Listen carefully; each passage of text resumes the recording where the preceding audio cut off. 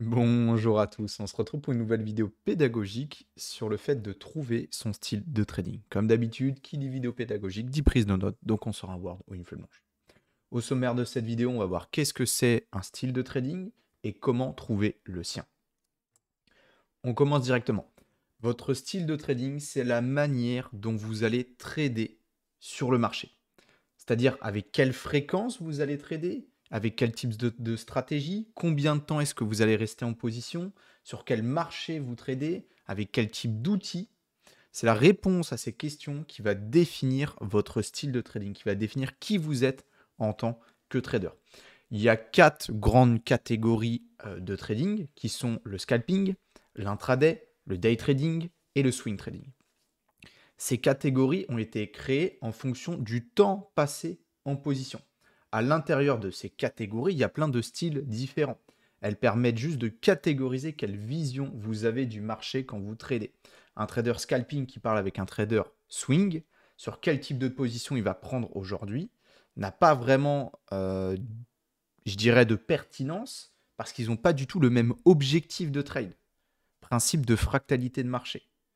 Également, quand j'évoque le fait qu'il peut y avoir plusieurs styles de trading dans les catégories, c'est qu'on peut faire du scalping, par exemple, par rapport aux structures de marché. On peut également faire du scalping par rapport au carnet d'ordre. Donc, en fonction de ces 4 catégories, dedans, il y a encore différents styles. Maintenant, on va essayer de voir comment trouver son style de trading. Je dirais que le seul moyen de vraiment trouver son style de trading, c'est de tout tester. C'est de voir ce qui nous plaît le mieux déjà, ce qui fonctionne le mieux pour nous également. Parce que ce qui nous plaît, c'est ce qu'on arrive à faire. Vous pouvez quand même affiner un petit peu vos recherches en identifiant combien de temps en fait, vous allez pouvoir consacrer à ce trading. Déjà, combien de temps vous allez pouvoir consacrer à votre apprentissage et après, combien de temps vous allez pouvoir consacrer à vos sessions de trading. Est-ce qu'en fait, quand vous analysez le graphique, bah, vous vous rendez compte que vous avez un taf à côté et vous pouvez juste analyser les graphiques, voilà, 30 minutes, 1 heure le matin, quoi. Puis quand vous rentrez du taf, pareil, 30 minutes, 1 heure. Bah, dans ce genre de conditions, ça va être difficile de faire du scalping et de l'intraday. Ce sera plus pertinent en termes de temps efficient de faire du day trading, swing trading. Parce que en soi, vous pouvez, par exemple, si vous avez 1 heure de libre le soir, vous pouvez trader en scalping pendant 1 heure. Ce sera pas déconnant et vous pourrez être rentable. Mais déjà de une, vous n'aurez pas forcément la meilleure session en termes de trading, c'est-à-dire que bon, trader le soir, il y a quelques plays sympas, mais c'est pas forcément toujours le cas. La meilleure session, ça reste quand même avec l'Open US à 15h30 jusqu'à 17h. Donc là, il y a là, par exemple, en 1 heure et demie de temps, il y a de quoi faire une très bonne session de scalping. Si c'est le matin ou le soir, votre temps libre pour pouvoir vous consacrer à votre trading, ça va être plus compliqué. Ce sera plus adapté de faire du day trading, swing trading, parce que vous allez pouvoir preset vos ordres sur le marché. Parce que quand vous faites du day trading swing, vous avez conscience que de toute manière, vous n'allez pas rentrer parfaitement sur le marché, c'est-à-dire que vous n'allez pas avoir l'entrée pixel où le marché directement va se retourner. Ça, c'est un petit peu plus en scalping intraday. Et encore, je mets des guillemets, hein. C'est-à-dire que là, vous savez que votre trade va respirer, ça va travailler, ça va aller un petit peu en dessous de votre entrée. Donc, vous avez un stop loss en conséquence.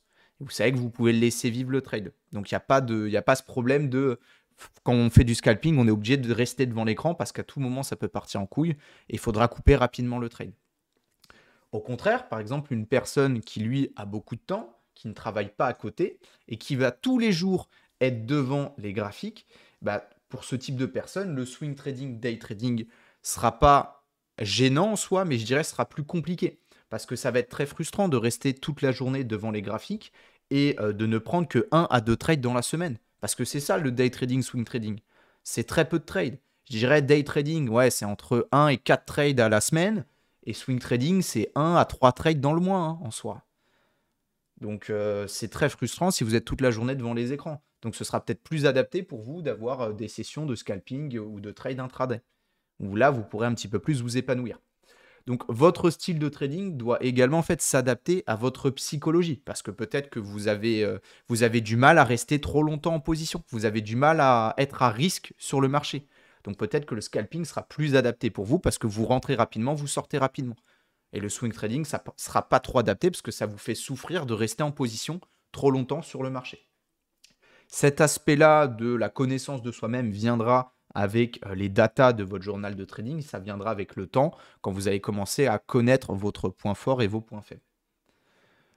En conclusion de cette petite vidéo, trouver son style de trading, c'est trouver ce qui s'adapte le mieux à vous en tant que trader.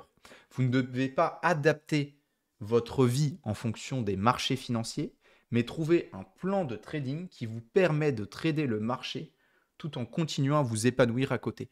Il y a trop de personnes, quand ils débutent dans le trading, ils délaissent tout ce qu'ils ont à côté pour se focaliser dans le trading, ce qui n'est pas mauvais. Mais on ne dure pas comme ça.